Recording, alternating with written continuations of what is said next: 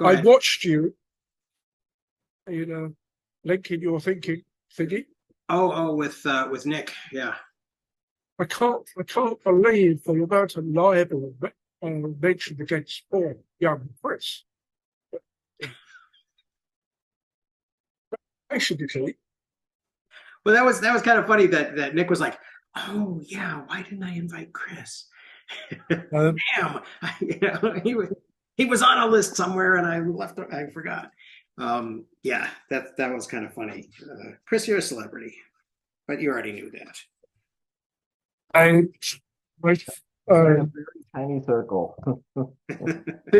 since last week, and pointed out a couple of the old Obsidian bits,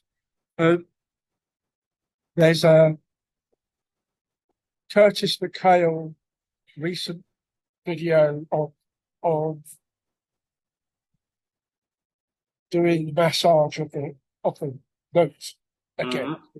So he's doing the saga again of analog versus digital. Right. But whichever one you do, you need to engage with the notes, etc., etc. And then, of course, Morgan over in Toronto did, although she's a digital person, she redid this week. She did like a one-off on a paper card index example, just to prove it could be done. Who was that, Nicole? Morgan over in Toronto. Oh, okay, yeah. No. So, and she's done quite a nice little. I think in part she did one recently where she actually messed up the Zettelkasten numbering system in what she said, but not what she was writing on the cards. Oh. So she did like a retro edit to the screen, not to the sound.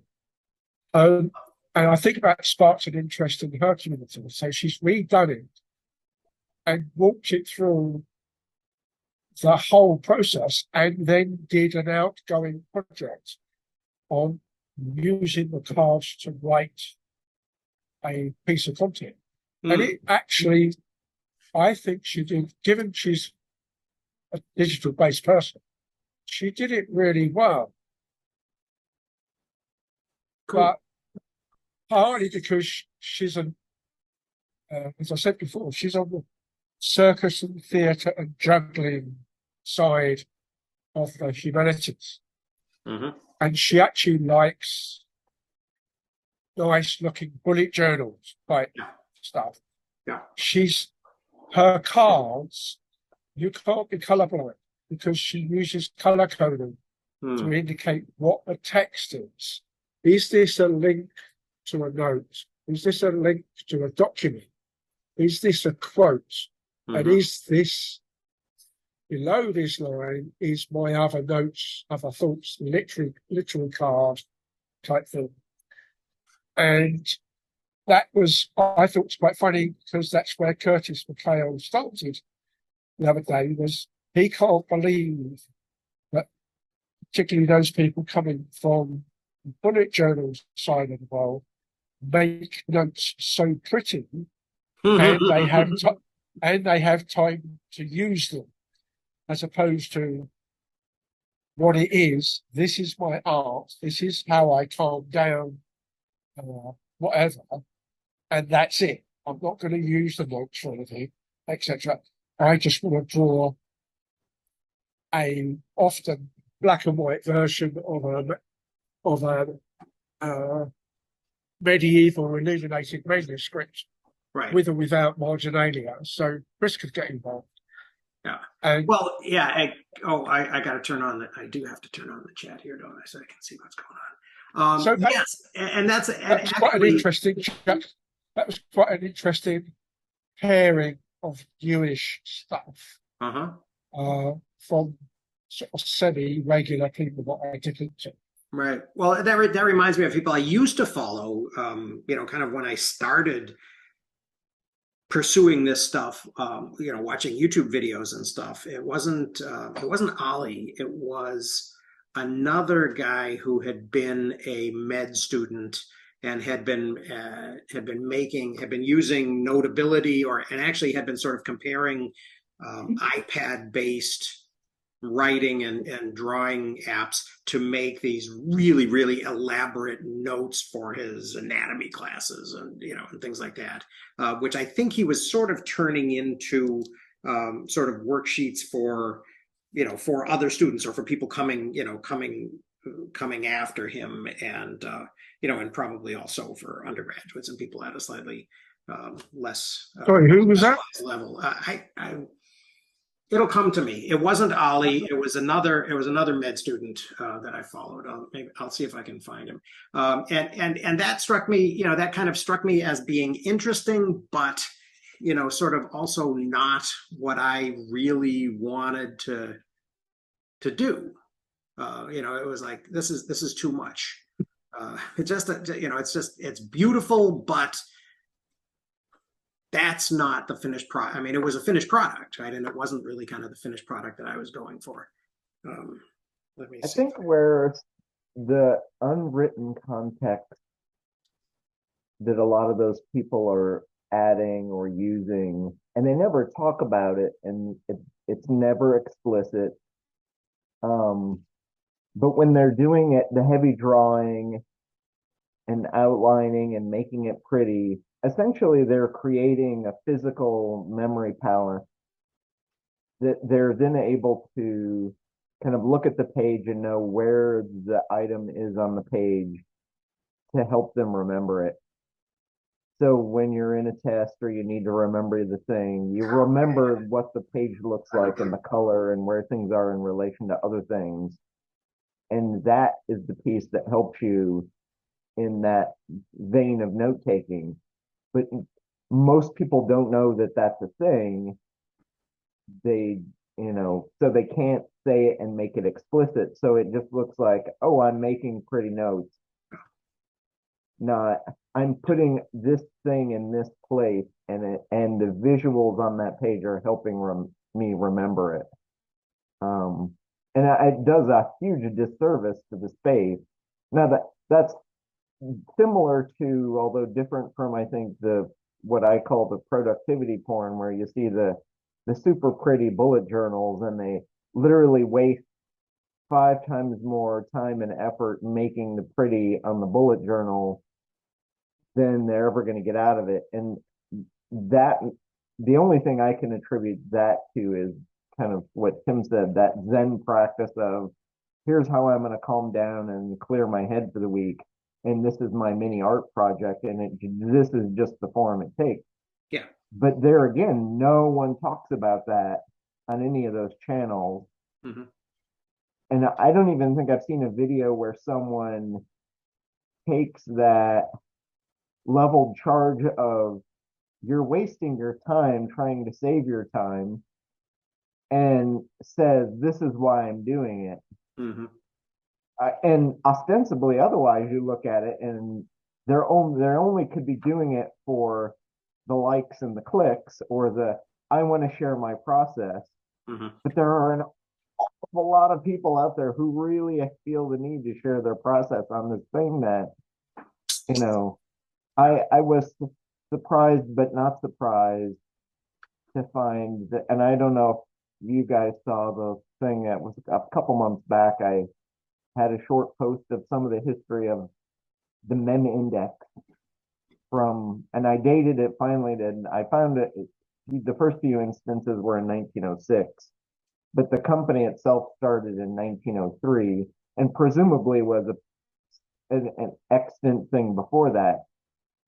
But literally a guy had, I think I still even have some samples because I cut some out.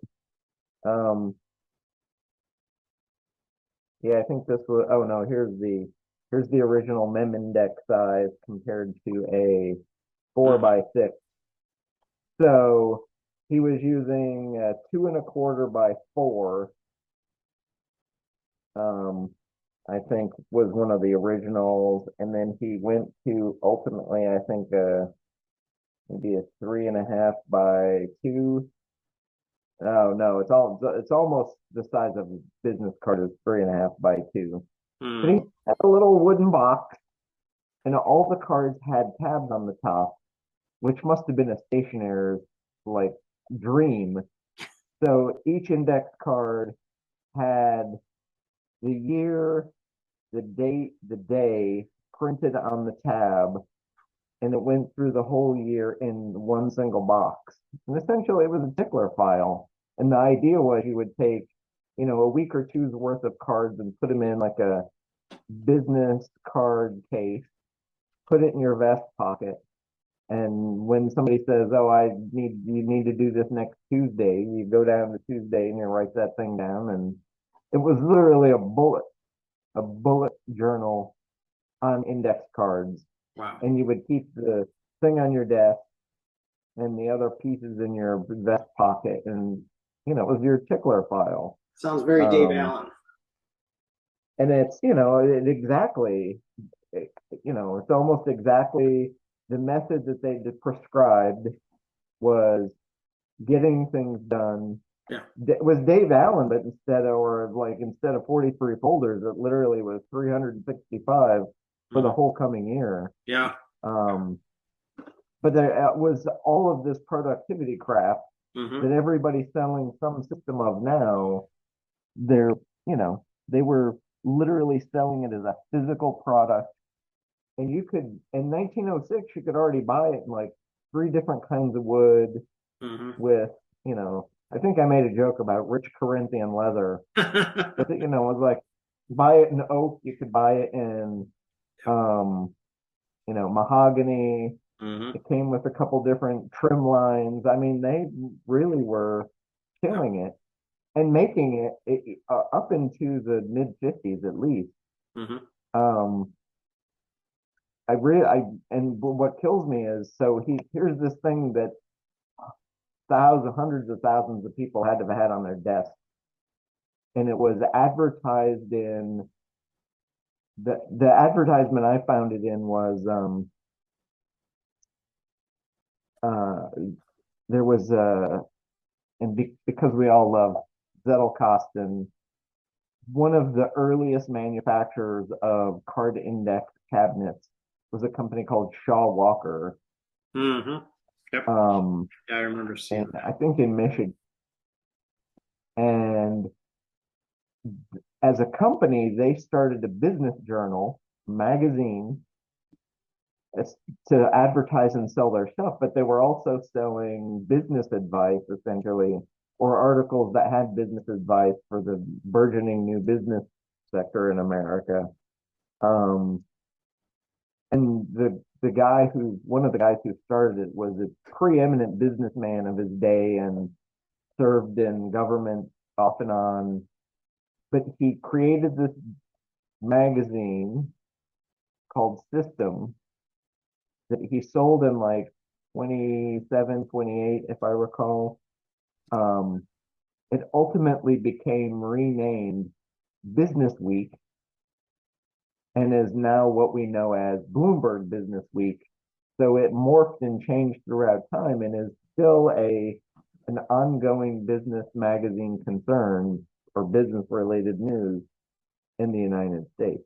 But all these traditions go stupidly far back into the early 1900s. I'm super curious to see what I may find in the late 1800s, because they surely went back, even further. That's trying to trace the history is a lot harder. But well, I wonder if it kind of came about around the same time as kind of Taylorism and the sort of the whole scientific management craze, time slice sort of thing, because what it reminds me of is that what I just put in the chat, my sort of trajectory in my entry into business, where I was a salesman, right? So I was keeping track of my own time and all of that, from the Daytimer, which was this really sort of elaborate wallet thing that you stuck this little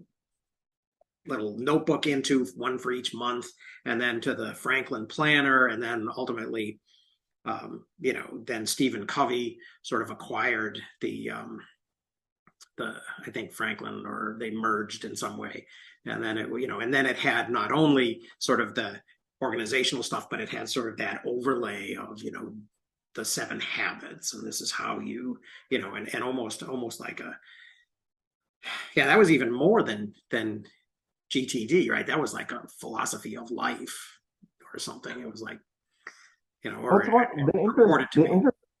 the interesting thing is to watch who's selling these things and what they're actually selling. Yeah. So in the Mem Index case, they're literally physically selling you a box. And even in the early 1900s, like the wooden box and the stuff was, you know, couple bucks. It was not super expensive, Yeah. even for the time comparatively.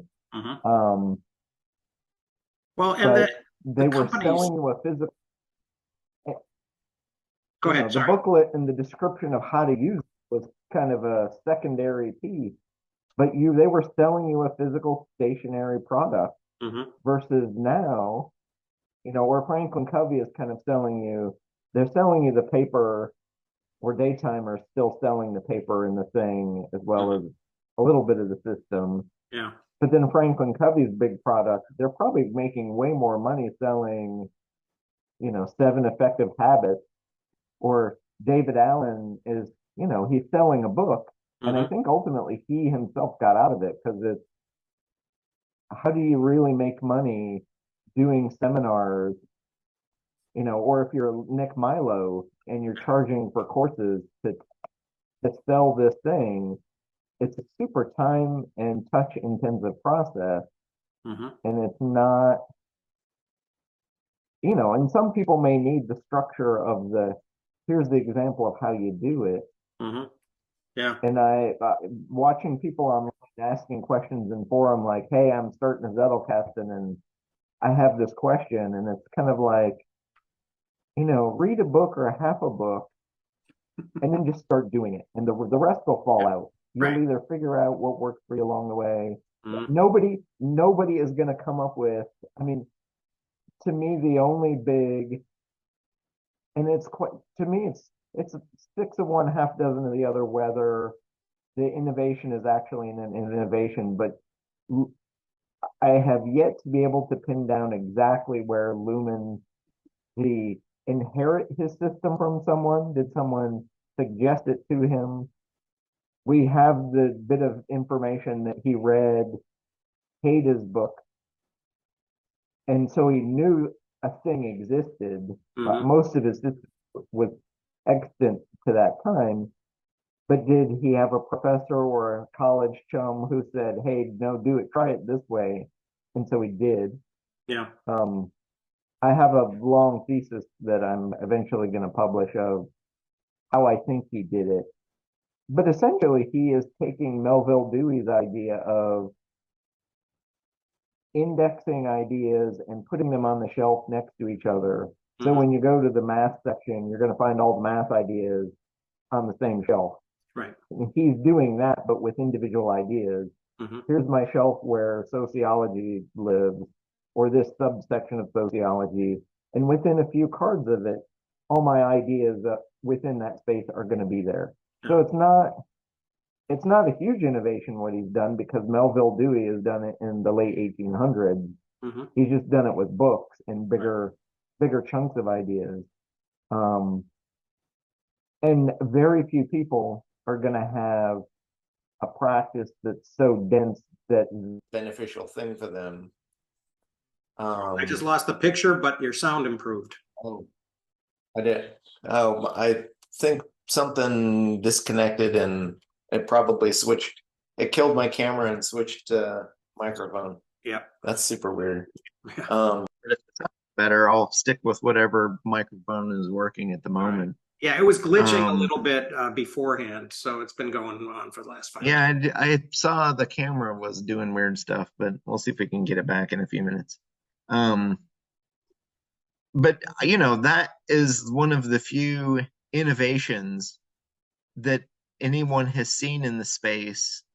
But otherwise, we've been doing more or less the same damn thing, and everybody's so surprised or wants to call it a name, like it really pains my heart when somebody says it's the, you know, the Ryan Holiday card system, Right. or at least if they're a little more honest, they're like it's the Robert Greene, card system, and I'm like, it's, Yeah, stuff's and been it's kind of around. funny because I had a moment like that when I was talking to Nick.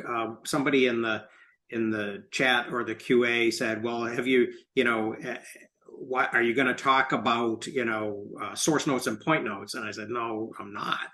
Because I don't think we need another way of describing these things. It works for me, but people should. Yeah, I think it's too. I mean, it's kind of funny because there in the past, I guess there were slower. Oh, I can see you now. There were slower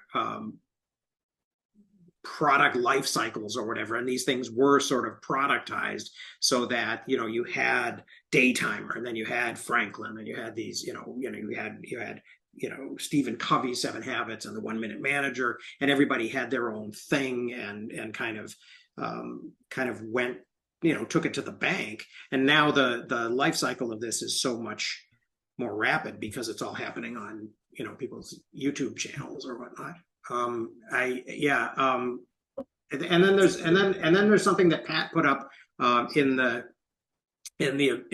vault. Did you see it about Scott? But while we're before we talk about that, Tim, what do you want to throw in? I was just semi picking up on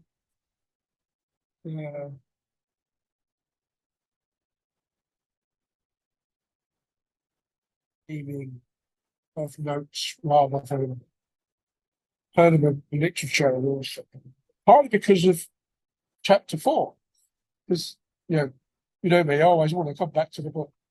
You're always dragging us off into Obsidian. I started off, I didn't intend for you to all follow and stay there. You weren't invited.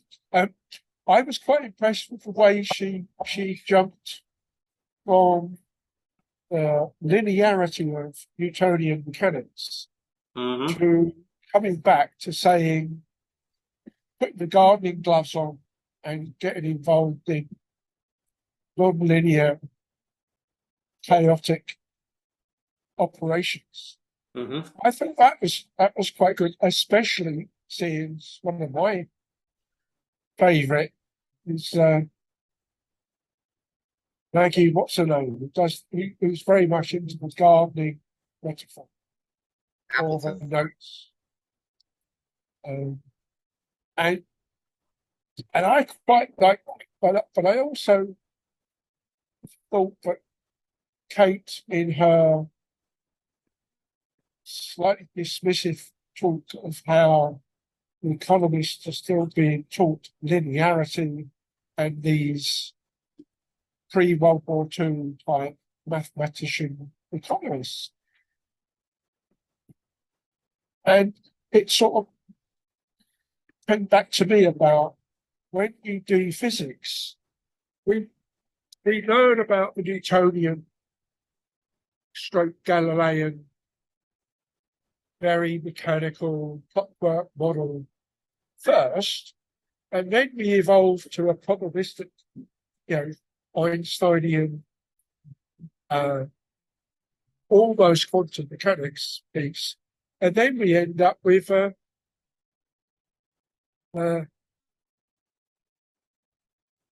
now thoughts on things like networking and dynamics of all elements. And you end up with things like, at a simple level, you're going to end up with something like, I forgot what the name of the technique is then. I thought it was interesting. It struck me, I guess I wasn't as, fully convinced that. I mean, I kind of got the argument that she was making about this sort of progress of metaphors, and to whatever extent, I guess that, that there's a bigger argument that that these are kind of scientific metaphors that that sort of become part of the zeitgeist and direct our thinking in other fields. Then yeah, I get that. I get the part where Jevons kind of comes up with this mechanical sort of mechanistic equilibrium, laws of equilibrium of the lever, kind of ways of describing what he's seeing in economics, around page 113. And then, and then on the next page, we get the famous Alfred Marshall supply demand, which is even, becomes even a bigger part of Samuelson. But as I was reading this, one of the things I was wondering about was, are these things really the best ways to describe what people are seeing, or are people finding things to talk about that conform to these models, and often sort of finding these things for for self-interested reasons, right? Because they get they get you to the conclusion that you want to come to. Yeah, I thought that in part. My criticism of it along the lines, until you've got the level of Newtonian mechanics under your belt, dare not take a step out and then think about Einsteinian physics thereof. In the same way as when you learn things, you do Pythagoras in 2D, you don't then leap off into, it's a bit like that meme about mathematic questions. It's like the classwork is 1 + 1 = 2 and always equals 2. And the homework is a bit of multiplication, stroke long division. And the exam question is a complete economics paper. And there's no lesson in between. And it's the thing that I thought where it broke down as a truly luxury metaphor was its scale of things. If you and I are negotiating about me buying X number of copies of my book, we don't care what the rest of the world's doing. I could bring the rest of the world price in for a 80-page paperback in its third revision, but it's not necessary. It's me talking to you about only 1,000 copies, and it's materially going to be a one-off. It's a one-shot cannonball out of a Newtonian cannon shot into known weather. Weather is not going to be that significant. So, we don't need the World War II ballistic calculators that are becoming mechanical to give me a better shot. So we're not talking about John Nash and his game theory on negotiations about nuclear deterrence, etc. They're all the next step up. And there seems to be no acceptance of there is a natural progression of complexity, stroke sophistication in what we're doing. I mean, under normal circumstances, for me inside my buildings, probably the single most complicated thing is what's the CO2 level inside and how should I vary the ventilation rate to mean that I don't make people fall asleep. And the biggest question in normal conditions is, so how often is the door going to open? Right. And if so, which way is the wind blowing? Right. It's nothing to do with the actual system being provided or the normal calculation, which is a second level derivative. It's not just a simple piece of derivative. Right. because we produce carbon dioxide, we bring it in from outside, it goes out in the direction. And if it's daylight and I've got any plants in the building, I've got a negative consumption of CO2, not just production. Mm-hmm. It's all in the equation. It's not that difficult. It's only like 15 terms. So, yeah, it comes back to what we can actually measure simply and in the normal day-to-day work of doing so. And we never actually measure the CO2 directly. Mm-hmm. Yeah.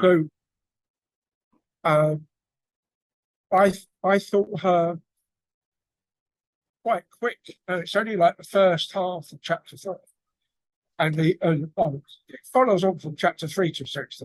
Chapter 4, first half, is all very quick rush, isn't it? From like 1800s into the late 70s. And the what I was hoping I would actually be able to get to try and work back is David Collender in 2000 did his science fiction piece for 2050, where he thought economists finally caught up with the maths in 2020 or 2030.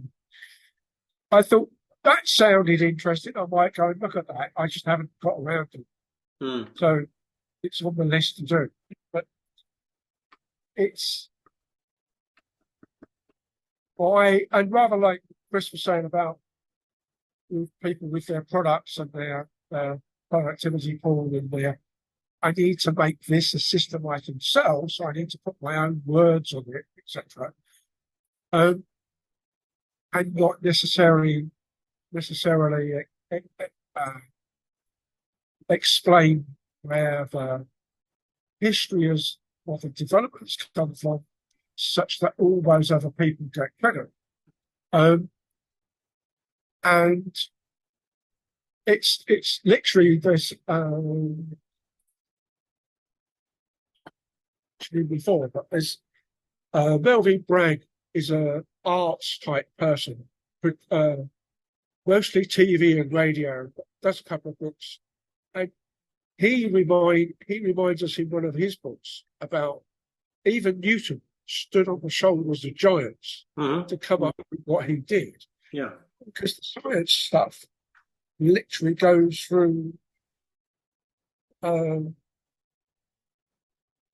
that scientific method type evolution.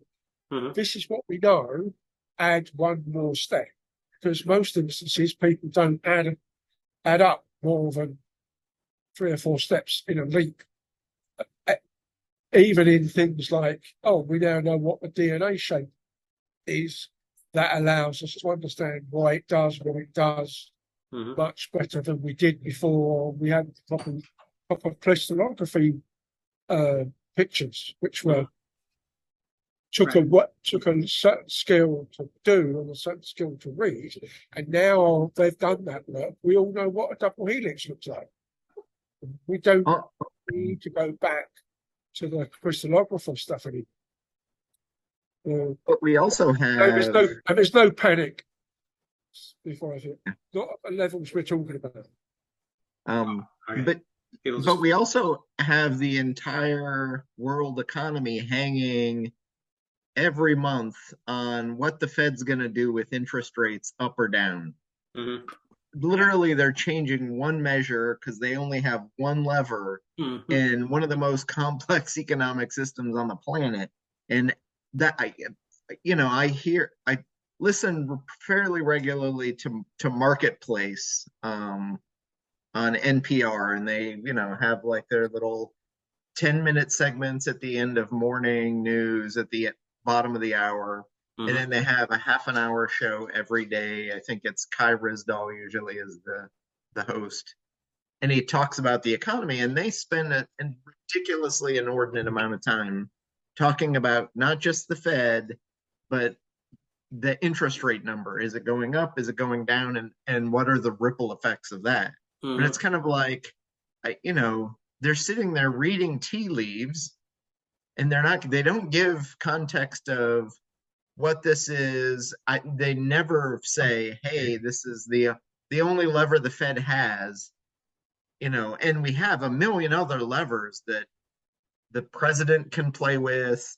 What's worse is Congress could play with a lot of these levers and choose not to, or don't have the technical sophistication, or if they did have the technical sophistication, they don't have any kind of consensus or generic, this is what we're going to do and why. They kind of say, hey, it's the status quo, and let's all blame the Fed because they're the super genius PhDs in economics. But the only thing they can do is say up or down or stay the same. Right. They have three choices, the group of them. And somehow we think that is going to fix the world. Yeah. Separately. Oh, go ahead, Dan. It's interesting. My partner, when I was teaching that last semester, I was teaching that economic history course, was just, he said again and again, and he kept coming back to it, how great a thing, how fortuitous a thing it was that in 2007, 2008, the guy who was in charge was Ben Bernanke, who had written his dissertation on the Great Depression, right? So he was the one guy who knew what to do. Yeah, it's interesting. I mean, given what Chris has just said, why one that I was going to jump in is, so you really want the GOP to then not redo the debt ceiling, close the government down for 6 weeks? That's one of the levers, right? Well, it's a potential lever, but it's the stupidest lever on the planet from their perspective. But for a party who only respects power and the wielding of power, that's what they're going to do. The Democrats for the last, umpteen years, and even worse, the Republicans are hypocritical because when they were recently in power and had all the things, they had the Supreme Court, they had the Senate, they had the House, they had the presidency, and accomplished nothing. And they could have cut the deficit. They did cut taxes, but they did nothing to the deficit or fix anything. Right. And they just did the same thing they always do when they have all three of the big pieces, and they didn't fix it. So they're only crying wolf now because it suits their political purposes. Yeah, I mean, even if we just take the books with covers, the U.S. poverty one, or was it Piketty, showed that the bulk of the population is better off with a Democrat in the House, and Democrats in the control of both institutions as well. And yet, the supposed small person farmer, who is most in need of that socialist purview, is the least likely to vote for. So it's city dwellers that want the hand, and yet farms need it, or farmers need it, to fight against the big corporations trying to sell them Roundup and GMO seeds at an extortionate price, and you can't save them, etc., etc., etc. So I find it odd. Yeah, but there are so few working farmers in America nowadays. I think, yeah, I agree with all of that. I think to kind of jump back to kind of what Rayworth is doing in this chapter, right? Yeah, I agree with what you said earlier, Tim, that that she assumes that there's a linear scaling effect, right? And that there is some way to sort of aggregate individuals, going back to that well, not the eggs and the chickens diagram, but the supply and demand curve, right? That these things are sort of market measures that aggregate all these decisions theoretically, right, that consumers are making and that producers are making, and there's generally way more consumers than there are producers, but there are usually multiple producers as well. So so the idea is that you can aggregate those things, right, and you can and that it's static, right, and that's the big, I think for me, that's one of the big problems that economics had throughout the 20th century, because it goes from Marshall at 1890 to Samuelson in 1948, and it's still static, right? You're still, I mean, because everybody is making, and this, she does mention that that there's a bunch of, when she gets to the part complexity in economics, right, on 121, she says that Marshall argued against these, kind of mechanical metaphors. Hayek argued against these, this propensity to imitate as closely as possible the success of the physical sciences, and then Daly, talked about externalities. But I think the other thing that is missing there is the static nature of it, because every one of these decisions, these decisions to consume or not, right, to buy at a price that's changing or not, is happening at the margin. And so, and there's never any sort of reconciliation of all these individuals making these marginal decisions, and some type of a static model that is linear at scale, and that creates some type of aggregate demand. I mean, to go a step beyond what she's quoting Friedrich Hayek as saying here, the Austrians, especially Ludwig von Mises, were very adamant about the fact that you couldn't aggregate, right, and that there was no such thing as a legitimate field of macroeconomics, because you couldn't actually come up with any legitimate numbers that had any type of validity. Or even do the models, at what level are they working and how useful is it? So right now in the US economy, at least, in the early pandemic, people still had money and they had jobs, and they were buying larger home appliances to improve their homes because that's where they were spending all their time. Mm-hmm. So there was a huge spike in people buying washers and dryers, new ovens, new dishwashers, blenders. And we got a blender recently, and I'm pretty sure we bought a blender at the dead bottom of the market because everybody bought that stuff in the early pandemic. There were supply chain issues that didn't let them rebuild and restock, but now they have since restocked, and everything is, that demand curve, if you want to believe it, is now at the peak again. So there are a million blenders out there, and there's too many. Yeah. So you can go to Target, and Target is having sales of up to $100 off blenders as a result. But knowing the economy to that level is a stupidly hard thing to do. And it's not, nobody on the news is going to say, hey, blenders are on a crazy sale right now if you should need one. But the problem is most people don't need a new one because they bought one 2 years ago. So those kind of cycles in the news, there's not enough. We all think there's even information, but as a consumer, I would love to know. Okay, let's say, so I'm about to buy maybe a Books e-ink tablet.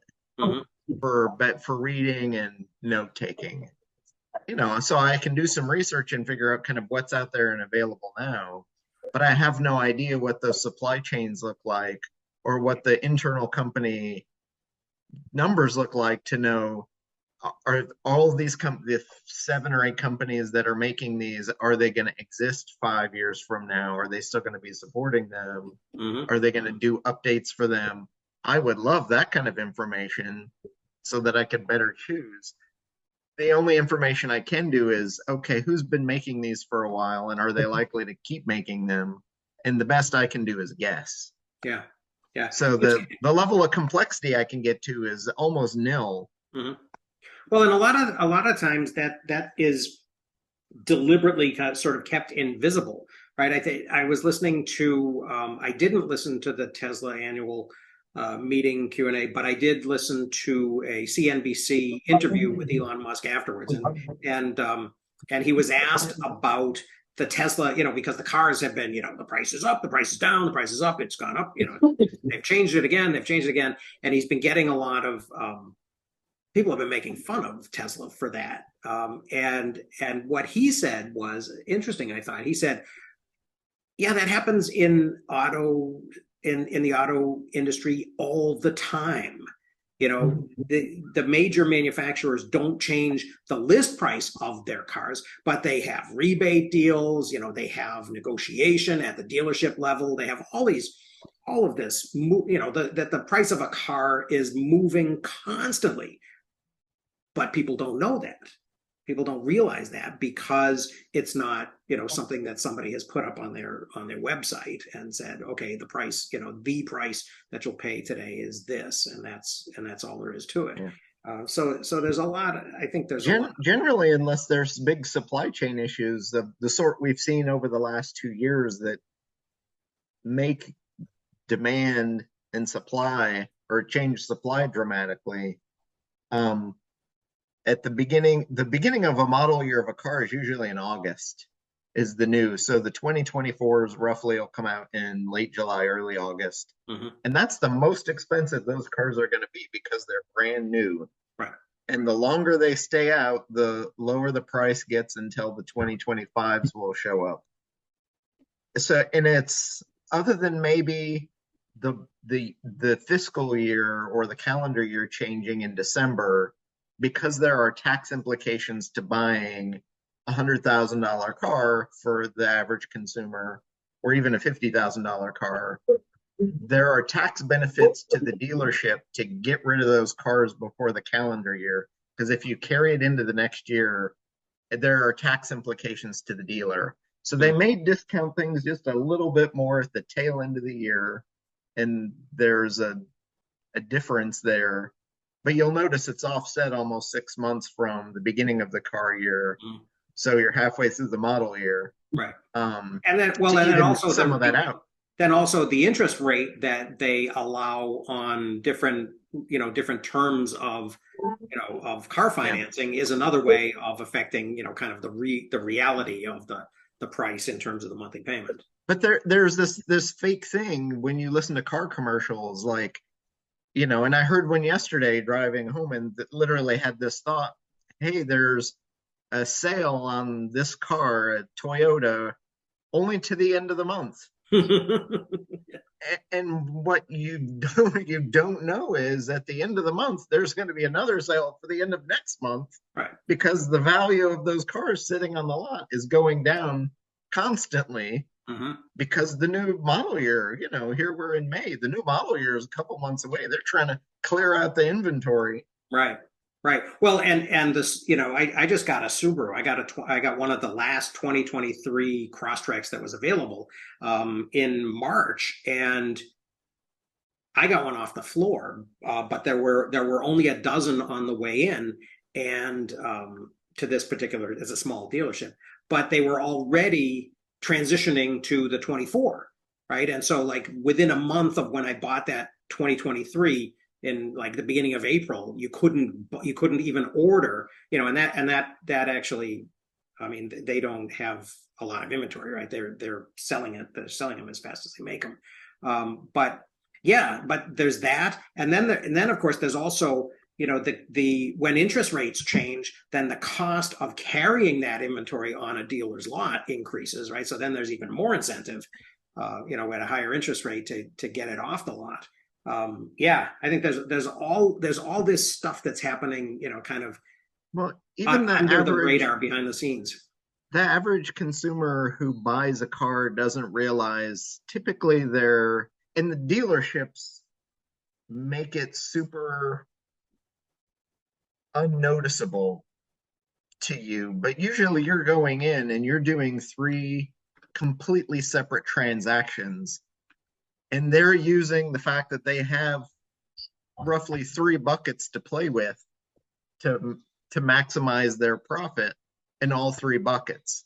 So usually you go in, you're selling a prior car that you may be trading in. So you're negotiating that, and that's transaction number one.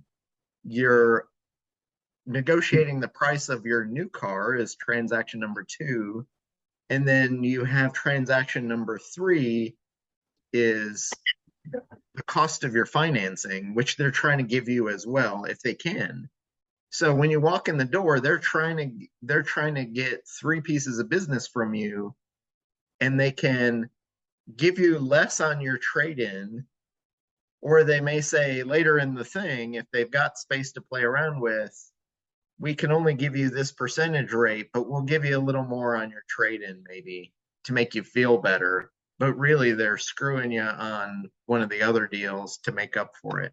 Or all of the above, or they're trying to screw you on all 3 of those deals, but they're trying to package it in a way because they're, from your perspective, how much do I put down today and how much am I paying per month are the 2 things you're more likely to care about.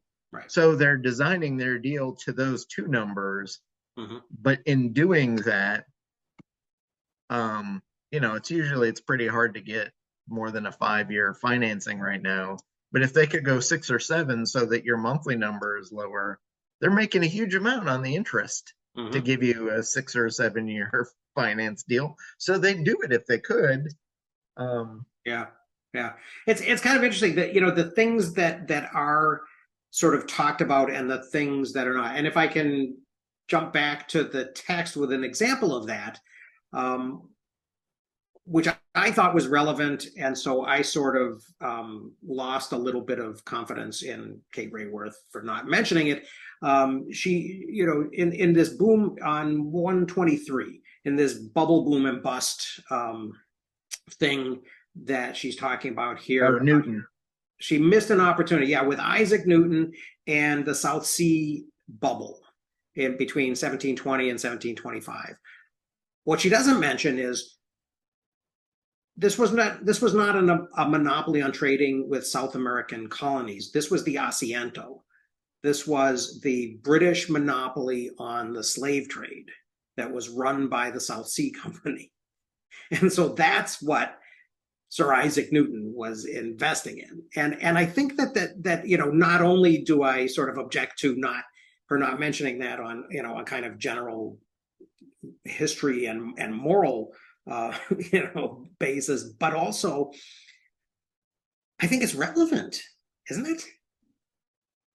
Yeah, it seems to be, but there's another case too where she talks about the invention of the game Monopoly, and there are a few useful and relevant details because I've looked into the history of that, and there's a really great documentary. I think PBS American Experience has it, and it's still probably streamable online. But it was like an hour and a half documentary of the invention and the sale, and a game inventor sued Parker Brothers,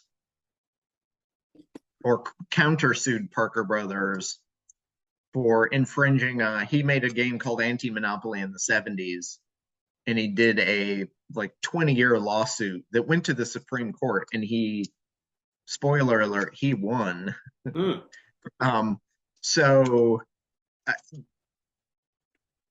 But he did it because he went back and found this woman who created the original Monopoly game. And it was actually 2 games. There were 2 sets of rules. One that's the game we play now, and then another that was a little more socialist she was doing it to advertise a land tax that she thought was a good idea.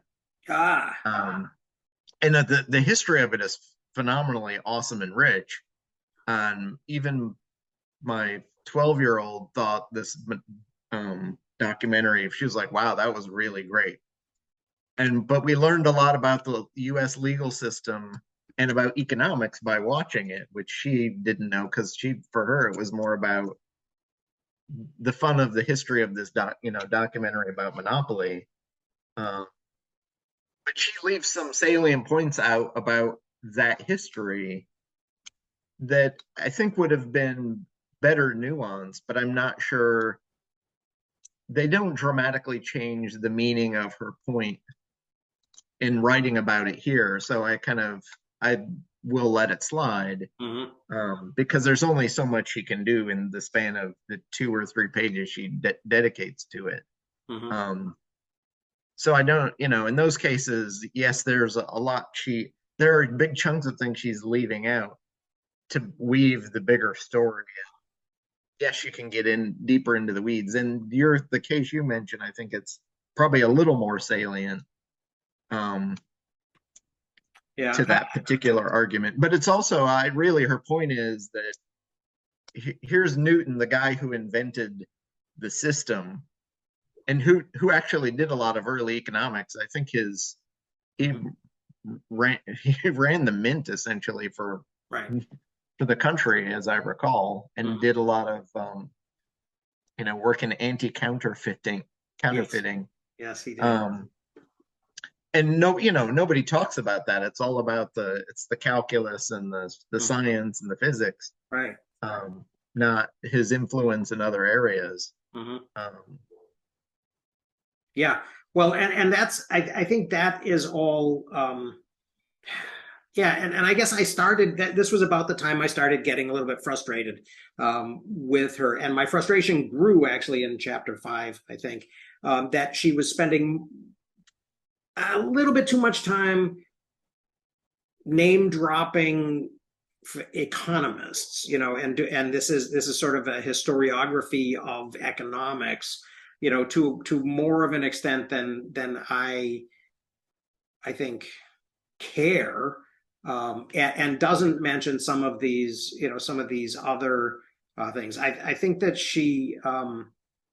I think that where she wants to go is to kind of this, Nick Hanauer, Eric Liu, garden metaphor, right? And Nick Hanauer, of course, is famous as, for being the billionaire who, is most critical of the billionaire class, at least he was at one time. I think he's sort of receded from the spotlight a little bit, right? But he did a TED talk about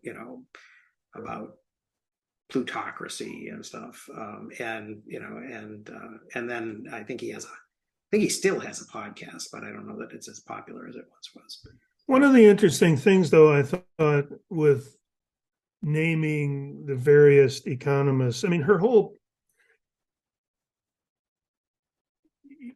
it is the economists in the end don't do anything except influence decision makers, right? For the most part. They can try to inform, but they're often in positions of offering models of how things are going or why things work the way they work. And then, if you take a kind of cynical perspective, it's like, okay, I can find somebody out there who says something that allows me to justify what I want to justify. So, there's this whole section about the Kuznets curve or whatever it's called. Is that the right pronunciation? Yeah. And okay, so that is, it's going to be unpleasant and there's going to be people hurt by this, but in the long run, of course, it will work out. And, she makes mention of, okay, this was a Nobel winner now as a consequence, lending some gravitas to that position. It read a lot to me like trickle-down economics, It'll all get to you eventually, which of course wasn't true.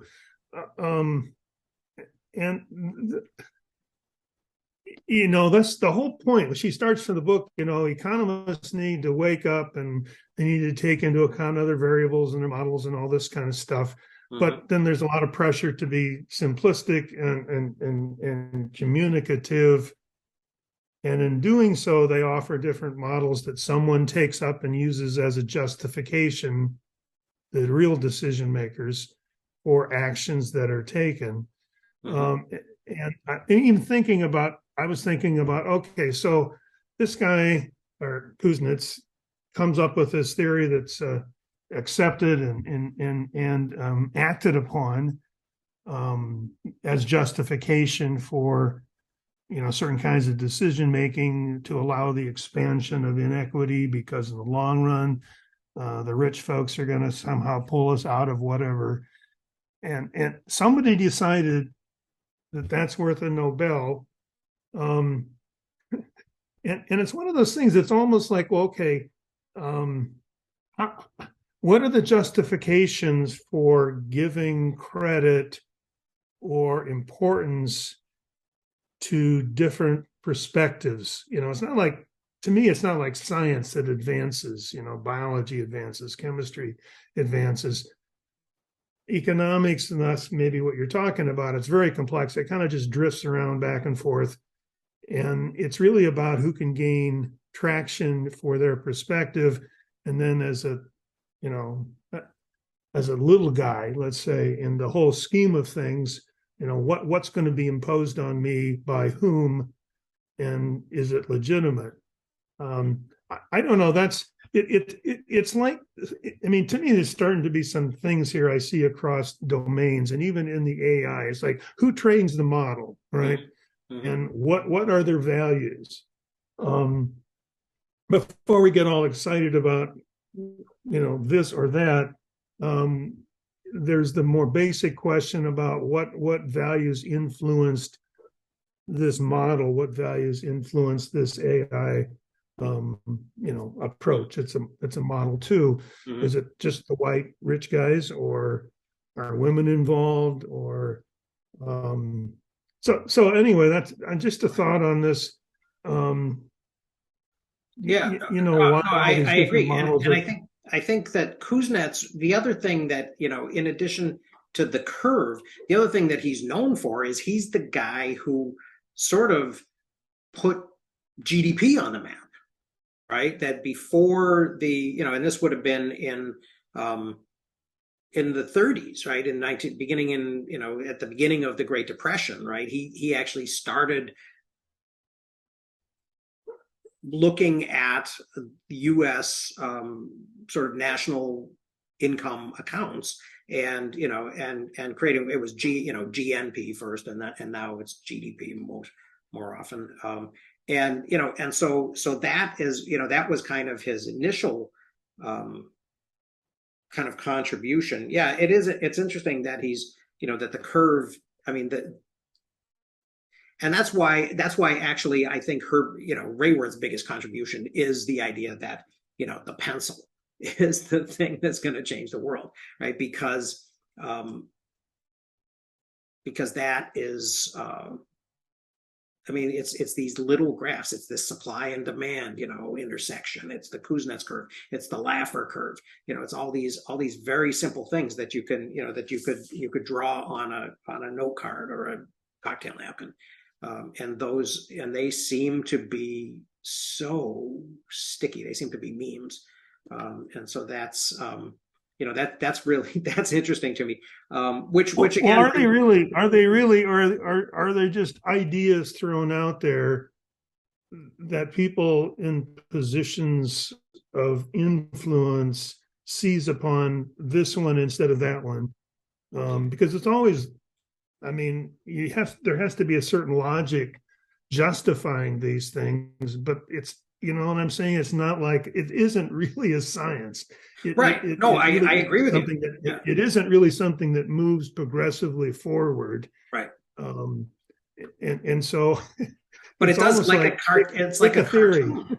It does capture people's imagination, though, right? People do believe that there is there's a supply curve and there's a demand curve, and and there's a place where they meet, and that is meaningful.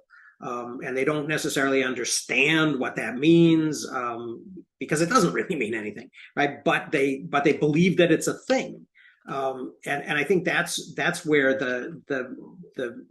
and there was and I think last week I sort of harped on this other book that I'm reading about the Hunter Gatherer's Guide by Heather Hying and Brett Weidenstein. And I think what one of the things that they mention is that they think of memes as not being, they actually talk about the whole progression, in the Selfish Gene, where Richard Dawkins first starts talking about memetics, that they say that he makes the mistake of separating it, because really memetics is connected to the same sort of evolutionary process, and actually serves that evolutionary process. And I thought that was kind of an interesting way of thinking about this, that these things are not. I think that they're kind of very substantial. They're very meaningful. Yeah, and then the other thing, the other one, the other crazy, meme shaped thing is Pareto, right? The 80-20 rule. Go ahead, Chris. Sorry about that. No, I'm just going to say one of the things that, and it's the hidden pieces of the economy that we don't talk about and we don't center because it's not, it doesn't serve the kind of big capitalistic machine, is when the economy turns down, we make shifts in public policy, and especially in things like the pandemic or the downturn in 2008. The first huge swath of people to lose their jobs, and it's in part because they're not measured, their value isn't, they're valued economically, but they're not valued kind of morally or from a moral perspective.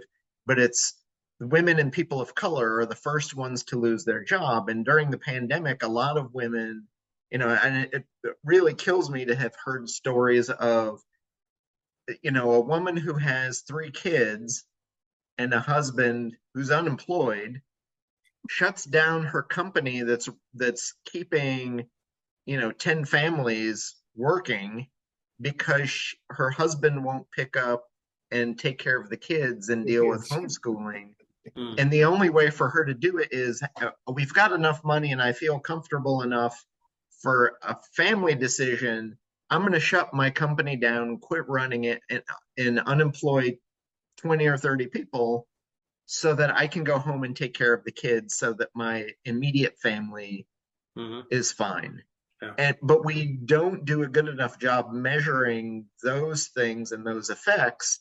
But that her choice to kind of save her family and keep her family afloat destroys 15 other families. Mm-hmm.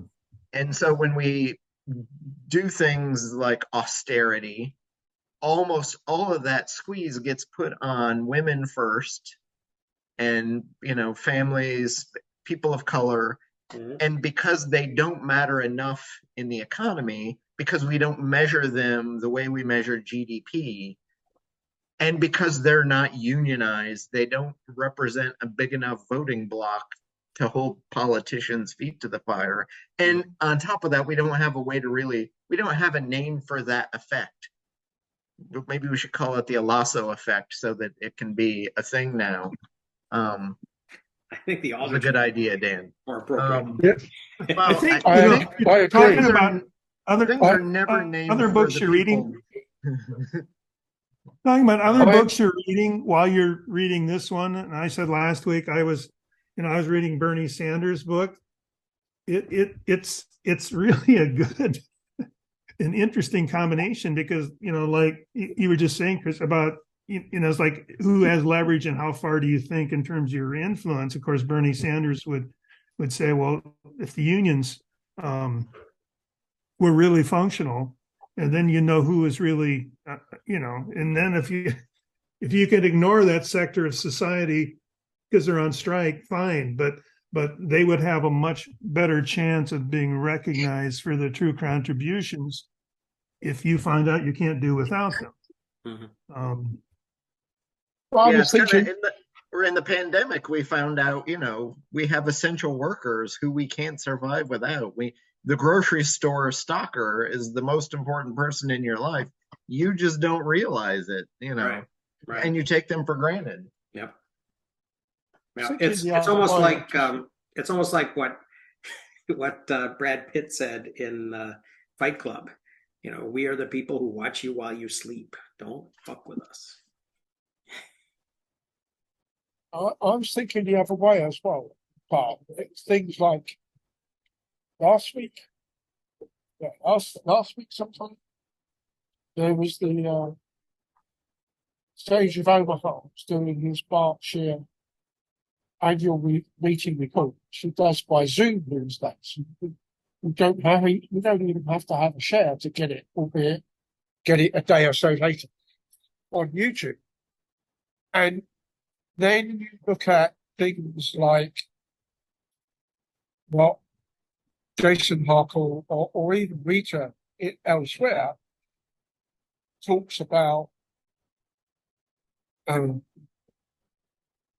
Buffett and Charlie Munger,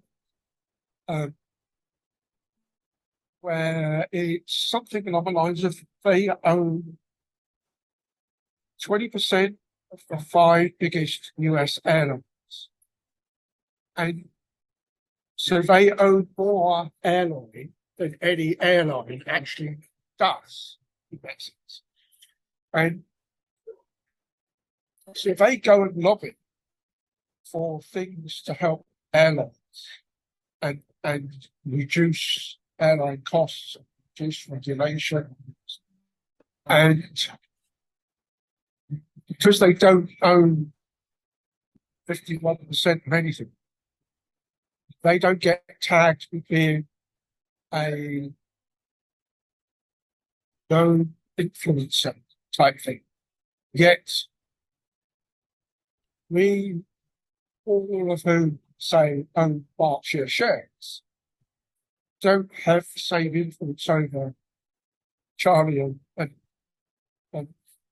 Buffett and Warren, and they do over things they don't own, but they own a sector rather than the actual companies. Okay, they will also talk about where their money comes from, where they expect the profit to be in the next 5 years. They quite everybody is the bulk of their profit they're going to give to the shareholders is coming from the investments in insurance.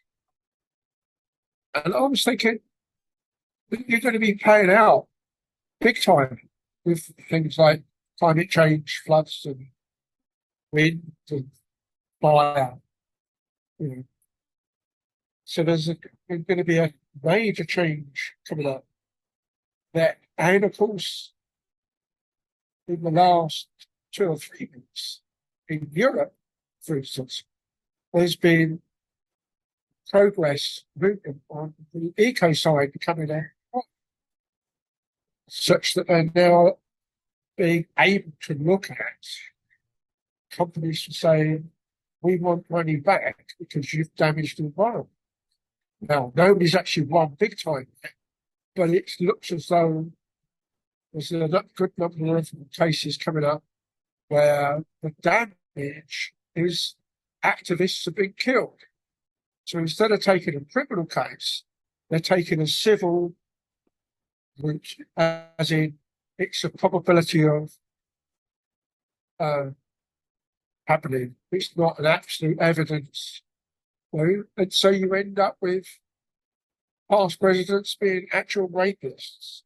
But because it's not a criminal court, it gets downgraded to sexual assault.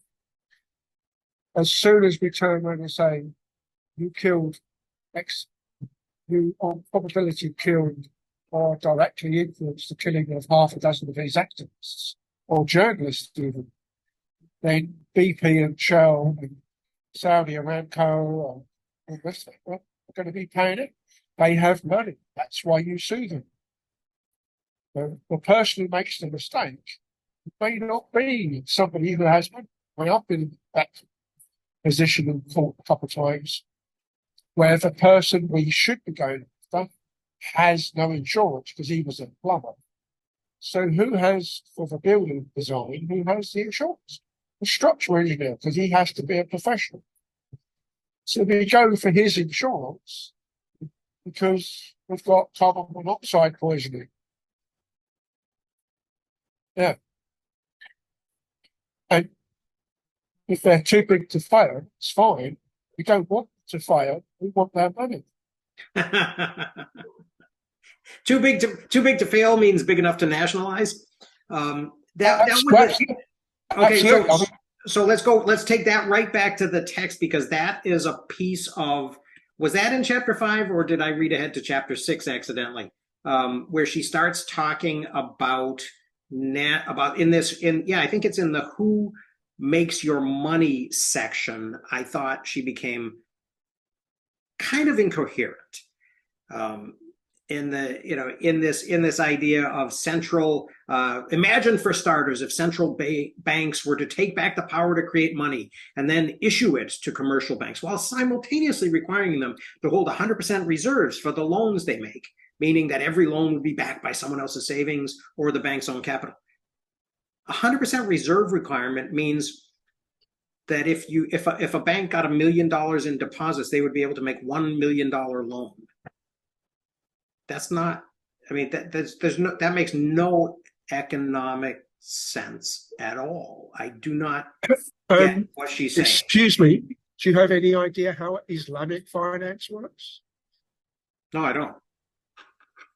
If I want a loan, because they can't profit from my paying interest, they are allowed to make a profit because they then have to take a backup investment in commodities to match my loan. So if I want 100,000 local dibdobs, whatever it happens to be, they have to spend another 100,000 on gold or orange futures or rice or something. Oh, it's a good thing they have all that oil revenue. And that's where she starts talking about crypto, isn't it? Because as an alternative that would somehow address whatever model she has, and you have to buy participants in a cryptocurrency, right? As I understand it, have to buy crypto to put have to buy something to put something into the system, and then it just moves around. And so, as I understand what she's arguing with that's different what banks do, because in other words, you can't move around money that isn't within that system, right? And I think she's arguing that banks move around money that really isn't there. Is that not the distinction she's trying to make? See, I didn't get, and it may have been the way this was written or edited. So I won't say that I think that Kate Rayworth doesn't understand money, but that was the impression I got, that that there isn't really that she really doesn't understand, sort of in the way that maybe David Graeber does in Debt, the first 5,000 years, kind of deal directly with what is money? Is it a medium of exchange? Is it a store of value? How does it get created? I think that she makes some interesting and important points. Especially, I love that postcard that Fay Lewis made about the vacant lot, right? I mean, that is, I think that is so relevant.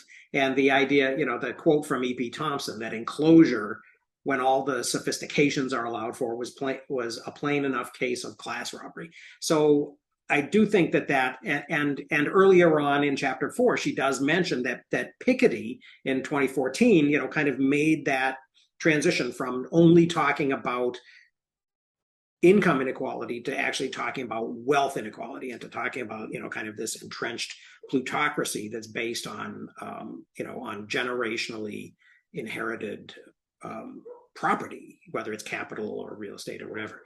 I did look up Bill Gates. He is the 47th largest landholder in America with his 270,000 acres.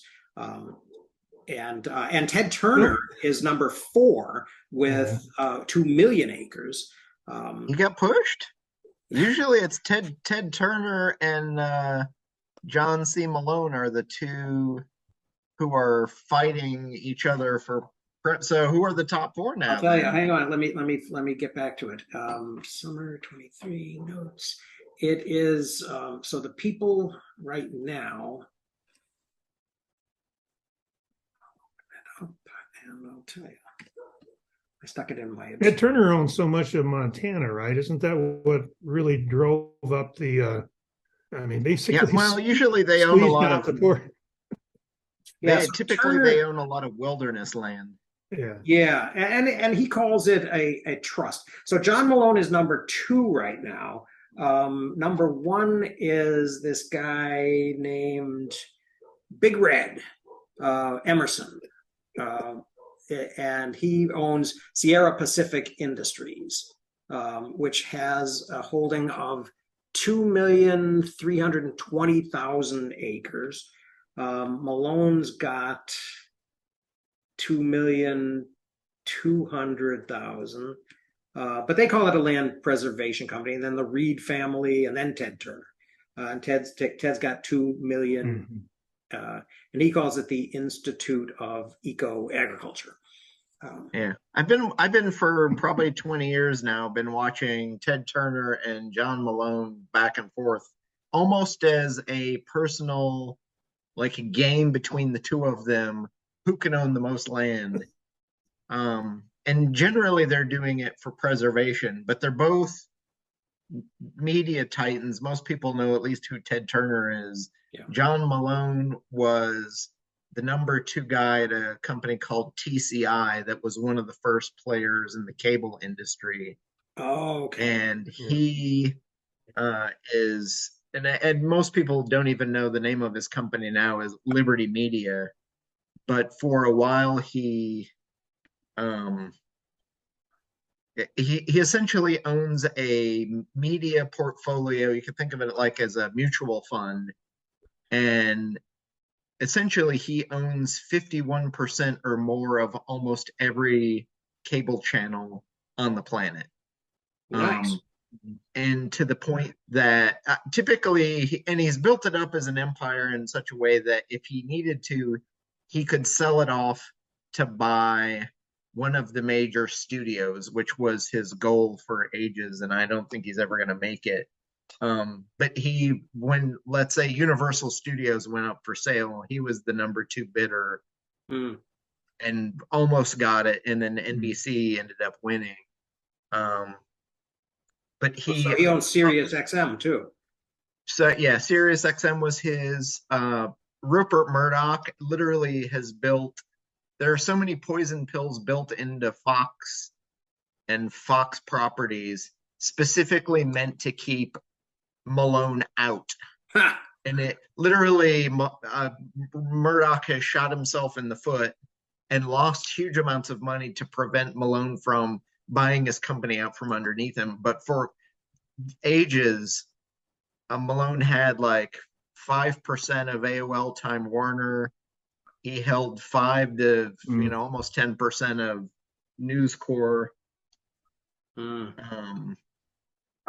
Multi-billionaire. And he buys and sells things on the open market, but because he's doing chunks of companies rather than some massive conglomerate, no one notices. But if you read Hollywood Reporter, Variety, his photo appears in those magazines more times every year than any other 10 movie stars combined. Wow. Yeah, but that section, you said you thought it was garbled or not well. Or I thought you'd like parts of it, like this is the 5 opportunities section you're talking about, right? Yeah. That you need to change who controls land, who creates money. I don't even know what enterprise is. I have it in my notes here. Technology, which you know, things like federated Mastodon. I don't know. I translate this into things I know, and then knowledge. So I listened to that interview that you did, and you were talking about, well, even today you mentioned that the idea that people can't really afford to be educated, and you know, the idea of sharing information via YouTube and whatever is a way to diversify the sharing and development of knowledge. So I don't know how people translate these.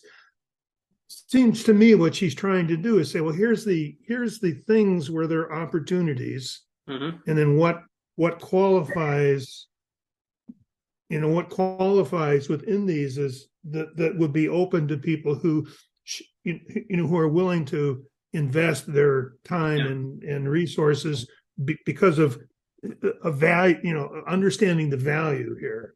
Right. So that's why I mentioned crypto, because obviously, if we want, we can participate in the crypto market. We can do so. I mean, the thing that I think is wrong with a lot of this stuff is crypto ended up being more of a money-making, seems to be more of a money-making. It wasn't that you were just finding a way to share money outside of the traditional system. It was like you're going to make money because you put in $1,000 and it went up to 5,000, or well, it was like that empty. Yeah, it was like that vacant lot. Yeah, exactly. Right. Yeah. And so, well, I view a lot of the crypto stuff more as a Ponzi scheme. Well, but without a Ponzi at the top. It's I can buy stuff, and most of it was driven by a tech bro culture on Twitter. Yeah. Hey, you know, let's do this. I invested my money. You should invest yours. But when you invest yours, that makes mine go up. Sure. And then I can sell mine out to the next sucker who comes in. Right. And then somebody, but it's a closed system, so somebody's going to be left holding the bag with a whole bunch of crypto. So then what is the difference then, definitionally, between a Ponzi scheme and the network effect? Well, yeah, I don't understand the argument that I know I agree with you that you sell the idea. I mean, to me, as a basic idea, there's nothing wrong with crypto. I understand what you're saying, that the proliferation of multiple cryptocurrencies has been promoted pretty much as a Ponzi scheme. And that's part of the problem, is that it's unregulated, right? I don't see anything wrong with an alternative way of exchanging money, or whatever we think of as money. But you're right. The tech bros got kind of a hold of it and played it as a Ponzi scheme. Right, but the things that they were hoping it would do, right. would be a store, that it would be a store of value, and I think it remains. I think that she made a mistake, you know, talking about blockchain and talking about Ethereum, because I think that because it's not an example, or because it's prone to. Well, because I think she was trying to give an example of what would fit there, right? I think she should have talked about Bitcoin, but Bitcoin is explosive, right? Everybody has an opinion about Bitcoin. I think that she sort of, when she wrote this, I think she probably thought that Bitcoin was a more legit, you know, and kind of grown up version. I don't think that's well. She also wrote this book. She probably also wrote this book in 2015, 2016. That's right. And it was released in 2017. Yeah. And we all know, I mean, I have held this general position on Bitcoin since, you know, year one or year two after it came out, and knew that without the regulation, it's going to turn into crazy. And you can't treat Bitcoin like a stock market, because you don't want, you know, there are people who arbitrage money in markets across the world, but it's a tiny fraction of investment and is not considered generally a good investment because of the way the rest of the regulation happens versus Bitcoin. None of that exists at all. So you're much more prone to pump and dump problems. I think you are in the short run. I think that it remains to be seen what's going to happen when the last Bitcoin is actually mined, because there is a finite stock of Bitcoins. And so then what happens when there is a finite amount of Bitcoin in the world and there isn't going to be any more? I don't think that we exactly know what's going to happen then. I don't think that why it has to work that way. Let me okay, so my experience with Bitcoin, it's kind of idealistic, but it originated through the use of the Brave browser. I don't know if you've heard of Brave, right? So it's a Chromium based browser, but it's not so much the browser per se, it's the ecosystem that the company has created around it. And so I invested just to see, right? What I liked about it was it was a way to get around but it really doesn't. It was a way to get around the manipulative collection of personal information to optimize the ads that I see. So it's kind of a combination of an ad blocker versus these ads that you don't have to, but these ads that you're willing to see that give you value. And you can spend this value to compensate the people, the content creators who are no longer benefiting from their opportunity to use Google ads or whatever. And so it ends up being kind of a micro payment system. So I like the idea, idealistically as a content creator, that somebody can actually compensate me from using or watching my content. And I objected to the notion that people were promoting ad blockers.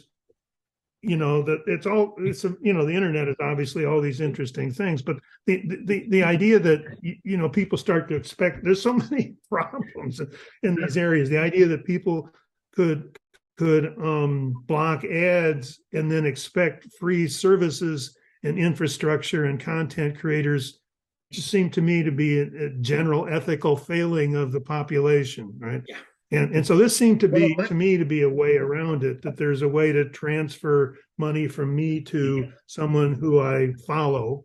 But you're conflating two separate things there.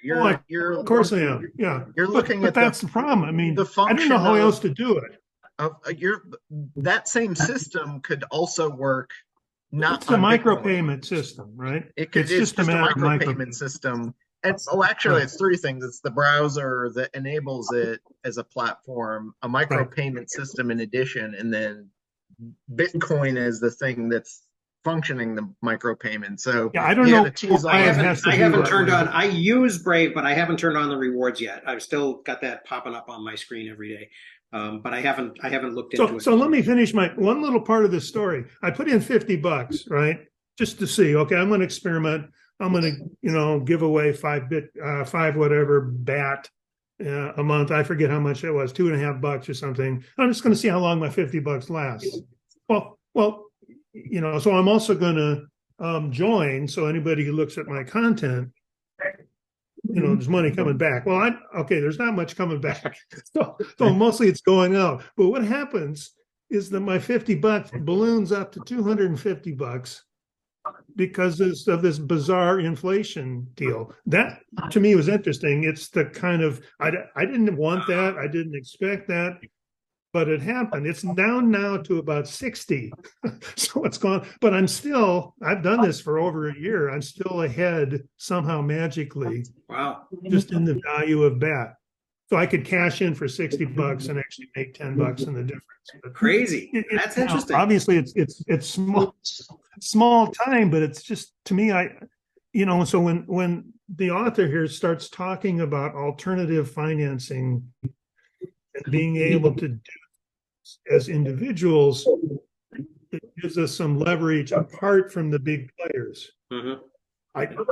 I like those kind of ideas, and it's just an example. And that's why I wondered about your reaction to the cryptocurrency thing. Why it has to use a cryptocurrency. I forget bad is part of what it translates into Ethereum or some other Coinbase, or I don't know, some other some other kind of. Well, I think it's interesting that that the whole thing. And I'd like to kind of jump from that to the next section, to the who owns your labor thing, because I think that's actually part of the answer, right? And I think the most interesting thing that she says right in that first paragraph of that, at the bottom of 158, even in Germany, where trade unions have a far greater influence over industrial policy, the share of wages in national output fell from 61% of GDP in 2001 to just 55% in 2007. And so the share of wages, and that's still actually very high relative to kind of us and other people. But so she concludes that across all high income countries, while workers' productivity grew over 5% from 2009 to 2013, their wages rose just 0.4%. So what that seems to suggest to me is that technology is the leverage point, right? And that technology is collecting, or is creating a bigger share, an increasing share of the value add, and so is and is also collecting a bigger share of the payment for the value add. Now, those two things may not be equivalent, right? And it may not be just that, I think probably generally technology is producing more value. I'm not going to argue that it's getting a just return for it. But I think that's one of the things that's kind of one of my objections to, to sort of neo-Marxist and the whole labor theory of value, right? Is that